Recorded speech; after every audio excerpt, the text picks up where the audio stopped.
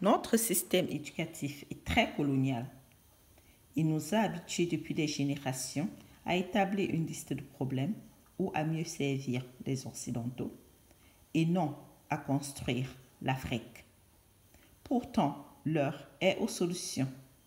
Alors, mes amis, arrêtons de pleurnicher et développons des stratégies pour nous sortir de ces situations. Pour cela, orientons la nouvelle génération africaine vers des métiers qui conduiraient l'Afrique de façon concrète vers son industrialisation par excellence. Car le débrouillardisme est une labyrinthe économique qui nous maintient depuis des générations dans le sous-développement. Bonjour, je suis Clémentine Tim. Bienvenue sur ma chaîne L'Afrique en construction. J'aimerais éveiller l'attention de ma communauté sur les différents systèmes éducatifs que l'Occident propose et ceux qui sont très relevants pour le développement de l'Afrique, pour la nouvelle génération. Alors aujourd'hui, ce serait très sage que nous prenions d'autres démarches. Et c'est des démarches qui nous conduiront vers l'industrialisation incontournable de notre Afrique. À tout de suite.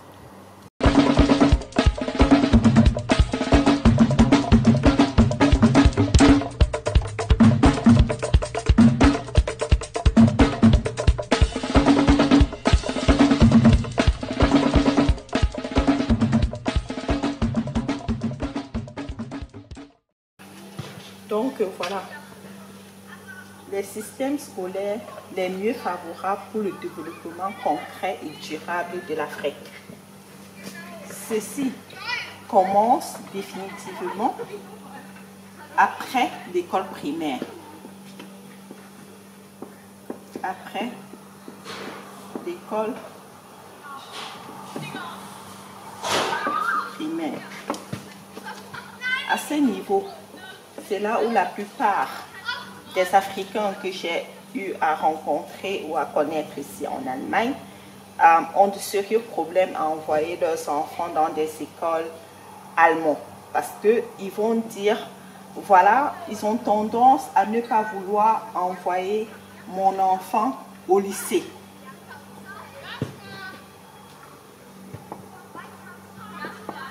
Au lycée. Peut-être ils ont été conseillés d'envoyer leurs enfants ici dans ce qu'on appelle le Real, non c'est sans accent, Realschule. Le Realschule, je pense que c'est l'équivalent dans le système africain à ce qu'on appelle le lycée technique. Ça c'est l'enseignement technique. Et le lycée, ici, c'est ce qu'eux, ils appellent le gymnasium.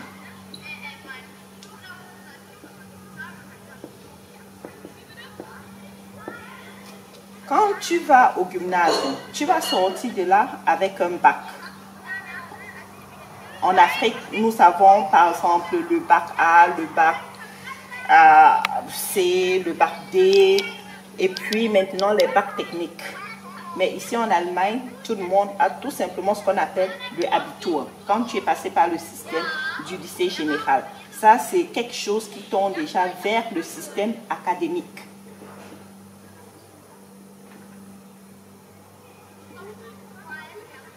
Excusez mon écriture, je n'écris pas très bien. Ces gars, on a l'habitude de taper tout à la machine, vous le savez. Ça, c'est le système académique.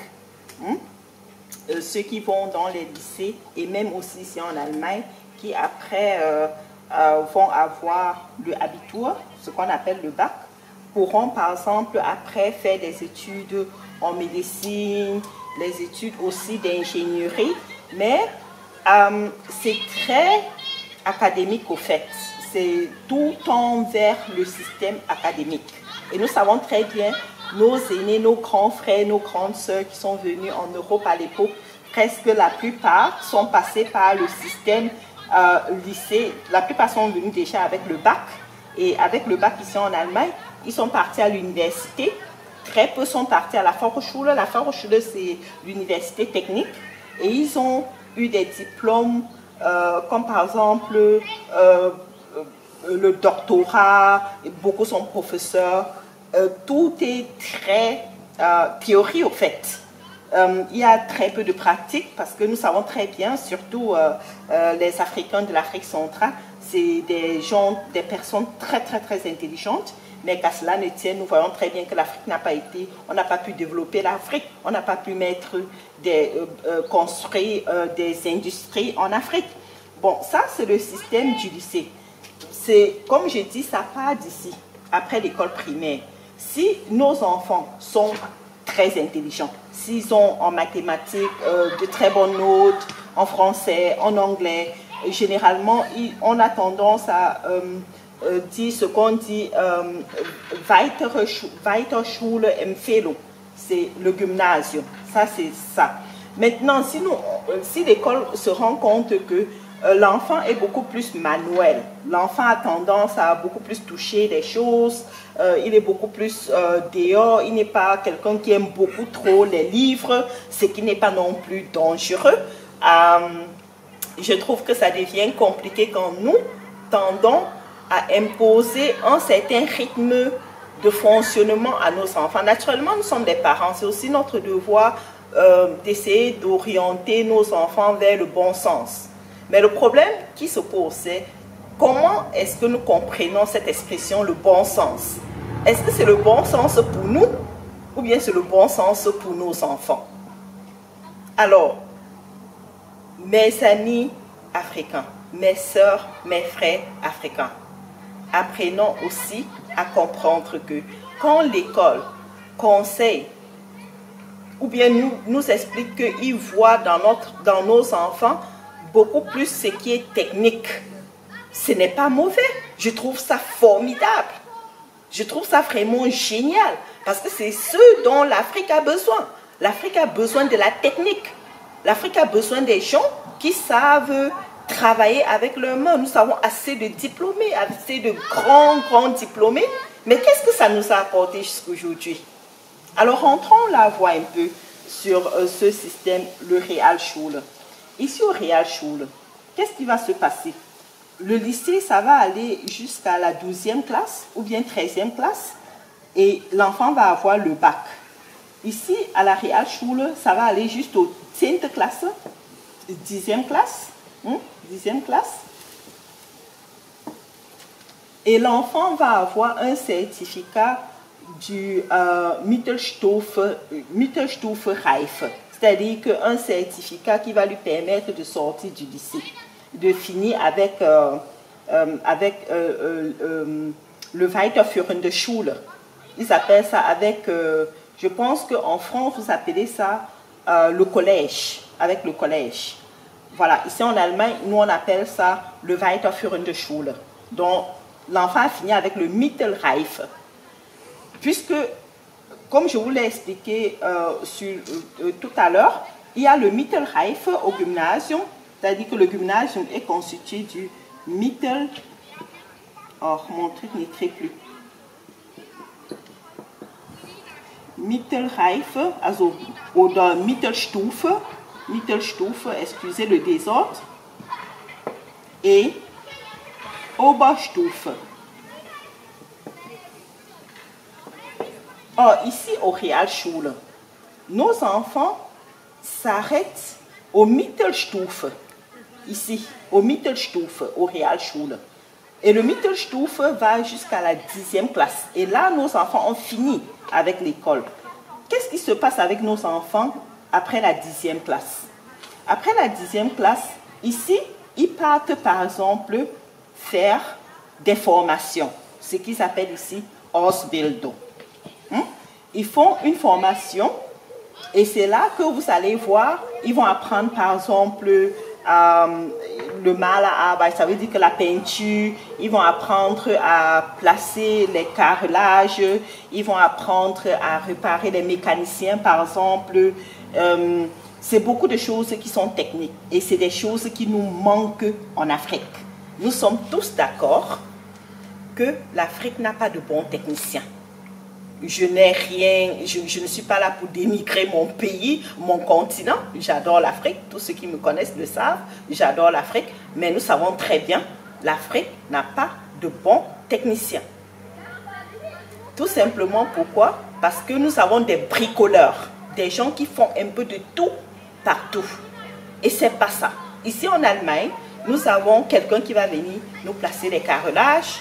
Après avoir placé les carrelages, il y a quelqu'un qui va venir seulement placer les toitures d'une maison. Après ça, il y a quelqu'un qui va venir seulement installer les robinets, les lavements, les pots de toilette et consorts. Et il y aura une autre personne qui va venir tout simplement faire les peintures avec un système.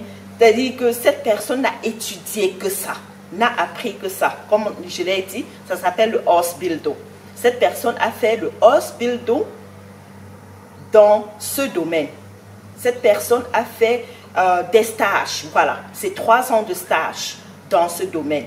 Et c'est des gens qui travaillent de manière très précise. Et surtout, le monde entier connaît la qualité de la main-d'œuvre des Allemands, surtout. Je parle des Allemands parce que je vis ici en Allemagne. Quand vous regardez la qualité de la main-d'œuvre des Allemands, c'est incomparable. Ils font du très bon travail. Et tout le monde le sait. Alors, je conseille vraiment à mes frères et mes sœurs qui ont la panique du système éducatif ici en Allemagne pour leurs enfants, de mieux se renseigner, de chercher à comprendre, et surtout de chercher à regarder leurs enfants pour découvrir où se trouvent les capacités de leurs enfants. Qu'est-ce que l'Afrique deviendrait si tout le monde devenait des médecins, ou bien si tout le monde devenait professeur, docteur, professeur, je ne sais pas trop quoi. Et sincèrement, ça nous apporte quoi en Afrique? Hein? Nous avons des routes qui ne tiennent pas debout. Nous avons, quand je me représente le système de construction en Afrique, pour avoir une maison moderne dans le standard, je dirais moderne dans le standard de l'Allemagne, il faut aller à Dubaï prendre la main-d'œuvre ou bien faire venir les Turcs pour avoir la bonne main-d'œuvre ou bien être fier de raconter tout le service a été installé par un Français, des trucs comme ça. Nous-mêmes, nous pouvons le faire, mais seulement pour arriver à là, commençons à être stratégiques, même déjà dans l'orientation pour nos enfants. Il faut que nous mettons des stratégies, il faut que nous soyons très calculateurs pour pouvoir contourner ce que les colons à l'époque sont venus installer dans nos cervelles. Hein? Est-ce que vous pensez qu'ils ont un jour voulu notre bien? Je répondrai que non. Mais je vous assure, nous avons une catégorie, certaines écoles ici en Allemagne, qui ont, je dirais, ils sont plus consciencieux. C'est des gens qui regardent des enfants vraiment de très près. Et même, nous n'avons pas non plus trop besoin que quelqu'un d'autre regarde nos enfants de très près. Il suffit seulement que nous soyons, comme je dis, malins. Faisons exactement comme eux. Devenons malins. Amenons nos enfants à faire des choses qui vont nous empêcher de continuer à avoir besoin de la main-d'œuvre externe. En envoyant nos enfants dans ce secteur. Si c'est ce qui passe mieux à nos enfants, Realschule. Donc, voilà, ils ont fini avec l'école au plus tard, à 17 ans. Ils ont fait 3 années de formation, ce qu'ils appellent ici le Ausbildung. Après le Ausbildung, ils ont 20 ans. À 20 ans, certains partent travailler 2 ans pour gagner de l'argent. Après avoir gagné de l'argent, ils ont quoi? Ils ont 22 ans. Ils découvrent le monde entier d'abord. Ils font un tour du monde entier pour comprendre le monde, pour taster le monde, pour comprendre le monde, se faire une idée du monde. Et ils reviennent alors vraiment beaucoup plus mûrs. Et quand ils reviennent, on est là à 22 ans. Ils ont 22 ans. À 22 ans, D'autres se décident de ne plus continuer à travailler, de faire ce qu'on va appeler ici le Fachhochschulreife. Avec le Fachhochschulreife, ils vont avoir l'équivalent du baccalauréat. Et quand maintenant ils ont le baccalauréat, qu'est-ce qu'ils font? Ils partent, puisque ça c'est le Fachhochschulreife. Avec le baccalauréat, après le Fachhochschulreife, ils rentrent ici. Ils se retrouvent avec tous ceux qui ont fait l'université, qui ont fait le lycée et tout. Mais seulement l'avantage de ceux-ci, c'est qu'ils ne sont pas seulement dans la théorie, pendant que les professeurs à l'université, à la Fachhochschule, parlent des choses théoriques. Eux, ils comprennent plus facilement parce qu'ils connaissent déjà la pratique de cette théorie. Il faut bien me comprendre, mes amis. C'est-à-dire qu'eux, ils sont là. Ils sortent de là à 22 ans, après avoir gagné de l'argent pendant quelques années. Ils viennent, ils rentrent là et ils se retrouvent avec ceux qui ont fait le lycée, ceux qui n'ont fait que des théories et des théories et des théories. Mais eux, pendant que les professeurs font la théorie, eux, ils apportent déjà la pratique qu'ils ont rassemblée pendant des années là. Ce qui fait que cette théorie qu'on enseigne à l'université, ils comprennent 1000 fois plus rapidement et arrivent à les pratiquer parce qu'ils arrivent à joindre la théorie et la pratique qu'ils ont rassemblée là-bas. Sincèrement, ce que j'essaye d'expliquer ici, nous tous les parents de l'Afrique et d'afro-descendants, je pense que la plupart ont eu à faire ces erreurs. Moi, personnellement, j'ai eu à faire cette erreur. Pourquoi? Parce que naturellement, venant du Cameroun, c'était normal. Je suis venue pour faire des études à l'université. C'est tout ce que nos parents connaissaient à l'époque. Il fallait venir avec un visa d'étudiant, partir à l'université, avoir un diplôme et avoir un bon travail. Mais non. Ce système, venir pour les Africains à l'université, faire des études, se planter quelque part ici en Occident, travailler. Nous faisons des études pour mieux servir les colons. La preuve en est, où est-ce que nous avons développé l'Afrique? Avec quoi? La plupart des gens qui ont eu à poser, je dirais, ont créé des entreprises en Afrique. C'est beaucoup plus ceux qui sont restés en Afrique. Mais nous qui sommes venus en Occident, nous faisons des études très approfondies, mais pour mieux servir le système occidental. C'est la triste réalité. Parce que vous allez vous rendre compte que l'Allemagne forme ses étudiants dans ce système que je vous ai expliqué. Et c'est un système, ils choisissent de manière très libérale. Ils ne sont pas comme nous. Les enfants ici ne sont pas mis sous pression dans le genre, oui, il faut que tu sois le meilleur de ta classe, il faut que... Non! Les enfants ici, ils sont encadrés de telle enseigne qu'ils puissent découvrir leur passion. Ils puissent découvrir ce qui les rend heureux. De telle enseigne que plus tard, quand nous, qui venons de l'Afrique, les rencontrons à l'université, mais nous avons comme impression que nous tombons du ciel. Parce que moi qui est venu pour faire l'informatique, entre autres, je n'ai jamais fini mes études d'informatique parce que j'étais frustrée tout le temps. Pendant qu'on nous donnait un petit travail de groupe à faire, mais ces enfants qui non seulement avaient au moins 3-4 ans de moins que moi, ils étaient déjà assis là avec leurs doigts, hein?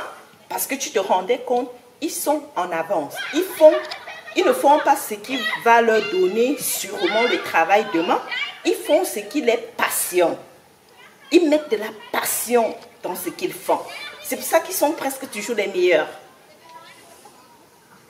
Naturellement, c'est un système, c'est une structure qui a beaucoup avantagé les Occidentaux, mais nous ne voulons pas non plus passer notre vie à pleurer sur ce qu'ils ont fait ou bien ce qu'ils ont créé chez nous en Afrique. Il s'agit du fait que nous voulons aller vers l'avant, nous voulons avancer. Et pour ça, nous devons développer des stratégies qui vont nous permettre de mener l'Afrique vers l'industrialisation. Oublions nos gouverneurs, oublions nos leaders africains. Pensons pour nous. Mettons des stratèges en place. Soyons très stratégiques. Regardons nos enfants, observons-les, découvrons ce qu'ils portent dans eux. Moi, personnellement, j'adorais quand j'étais jeune tout ce qui était esthétique. J'adorais me retrouver devant un miroir et parler avec mon image. Mais je ne peux pas compter combien de fois mon père m'a tabassé. Parce que selon lui, c'était un père tant pas possible. Mais imaginez-vous que j'avais été née et je grandissais en Occident. Mais je crois que j'aurais été une grande styliste. Parce que j'adorais vraiment le style. J'adorais tout ce qu'on pouvait toucher et puis ça devient beau. Mais seulement chez nous, c'était du délire. Il fallait étudier, il fallait être la meilleure en mathématiques, la meilleure en physique. J'ai eu le bac, j'ai fait ce qu'il fallait faire parce qu'il fallait le faire. Je n'ai jamais rien fait de ce que la famille attendait de moi par passion. C'est mon devoir que j'ai accompli. Mais ce n'est pas comme ça. Avec ça, nous ne... Comment on dit ça? Nous ne découvrons pas le génie de nos enfants. Le génie de l'enfant peut être tout simplement être peintre. Vous saviez combien ça coûte faire de la peinture pour toute une maison? Mais c'est vachement cher. Ou bien alors placer des carreaux de manière très professionnelle. Ou, je ne sais pas, installer les armoires. Il y a tellement à faire sur le plan manuel. Et c'est des choses qui vont contribuer incontournablement au développement concret et sûr et surtout durable de l'Afrique. Il faut que nous en soyons conscients. Voilà mes amis, dans tous les cas, j'arrive à la fin. Je n'ai pas trop traîné sur le système académique parce que c'est un système que nous tous, nous connaissons. Ça, c'est le système que tout le monde de l'Afrique connaît. Le système que beaucoup ne connaissaient pas, c'était beaucoup plus le système Realschule, après formation, après les possibilités de rentrer même encore à l'université ou à la Fachhochschule. La Fachhochschule, c'est juste tout simplement à l'université un peu plus technique. Hein? Donc, voilà, je suis arrivée à la fin de cette vidéo. C'était Clémentine pour l'Afrique en construction. On se revoit dans ma prochaine vidéo. À très bientôt.